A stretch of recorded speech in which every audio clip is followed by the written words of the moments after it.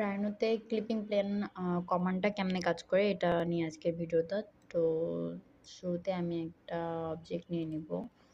Clipping plane basically split না করে কোনো একটা অবজেক্টকে আমরা ক্লিপ করতে পারি, এটা আমাদেরকে ওইভাবে হেল্প করে।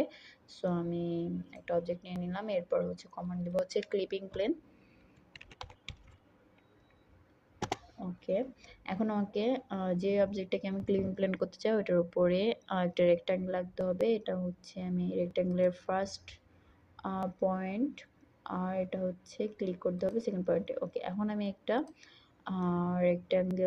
রেক্ট্যাঙ্গুলার একটা অ্যাডজাস্টেবল ইয়ে পাবো, যেটা দিয়ে আমি হচ্ছে এই অবজেক্টটাকে কতটুকু কোন ডিস্টেন্সে কোন হাইটে ক্লিপ করতে চাই সেটা হচ্ছে পাবো। সো সাপোজ আমি যদি এই হাফ বরাবর ক্লিপ করতে চাই, এখানে আমি রাখবো। রাখার পরে এখন উপরের অংশটুকু দেখা যাচ্ছে না। সো আমি যদি এটা মেবি এনাবল ক্লিপিং প্ল্যান হয়ে আছে, এখন আমি যদি এটাকে যদি ডিসেবল করি উপরের অংশটুকুও দেখা যাবে।